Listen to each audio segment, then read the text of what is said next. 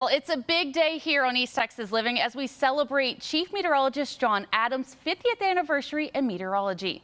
Now, John is someone we all know and love around East Texas. I got the chance to work with him on the weekends for about 2 years and loved every moment. John cares so much for East Texas and making sure we receive the best weather forecast, even staying calm during severe weather. Now, John, I know I'm putting you on the spot, but we wanted to surprise you and celebrate you in the way that you deserve. So I just want to kind of talk to you for a few minutes about your 50 years of meteorology. So tell me, how did you get started? Well, if you want to go back all the way to the beginning, I went back to, I was going to A&M at the time and studying meteorology, and I got into the weather business. You know who that is? That is Doc Beeson right there. Yes, indeed.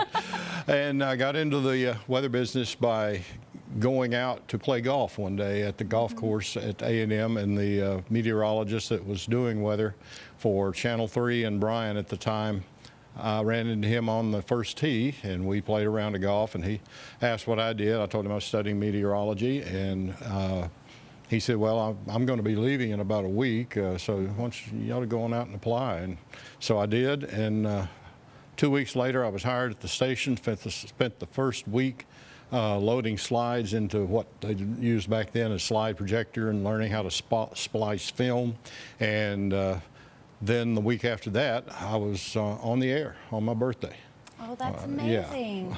You started on your birthday, and so what date? That was August 8th. August 8th, 1976, I started. That was back in the day of leisure suits. I don't know if you remember leisure suits, but that's what I wore on my first broadcast. And if you saw the movie Broadcast News, and Albert Brooks, who played an anchor that went on for the first time, and he was just drenched in sweat by the time he was done, that was me.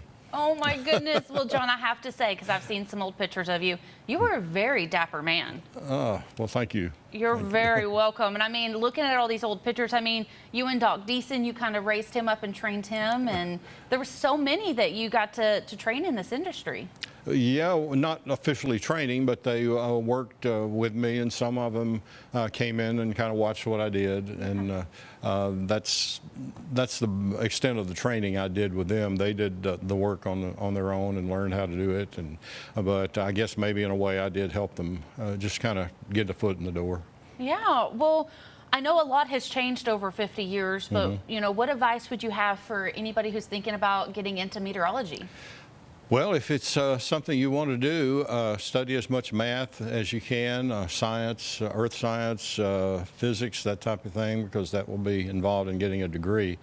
And then if that's what you want to do, just be dedicated to it and show up to work every day and do the best job you can do.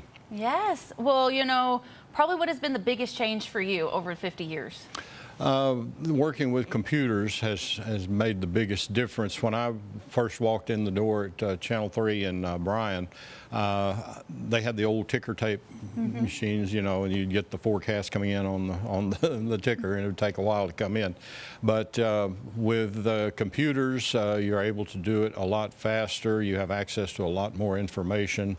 Back in the day, I had to either draw the maps on a Texas map and then draw the maps on a national map, and try to get satellite pictures when we could from the network feeds that would provide the old black and whites at that time. And we had an old radar at the station that was a black and white radar they took out of a World War II bomber.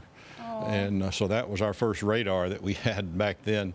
Then we graduated up to magnets, so instead of drawing the maps, I would stick the magnets on the board. I love it. And the biggest change, though, has been the computers. Yes. Well, John, I just want to say congratulations to you. And there's two more people who want to say congratulations to you. They could not be here today, so they sent us a message, so take a look. Okay. Wanted to say sorry we couldn't make it. We want to congratulate you on 50 years of weather forecasting. And happy birthday. How is that seeing that? It's a surprise. They're doing well. That's my boys. I don't know. I don't have an earpiece, so I couldn't hear. But they're running a pizza place and doing well. Yes. Well, they just wanted to congratulate you and say happy birthday. Well, thank you. Thank you, boys. All righty, John. Well, we're not finished yet. It is a big day here as we continue celebrating Chief Meteorologist John Adams. And when we come back, he has a big surprise. Stay with us.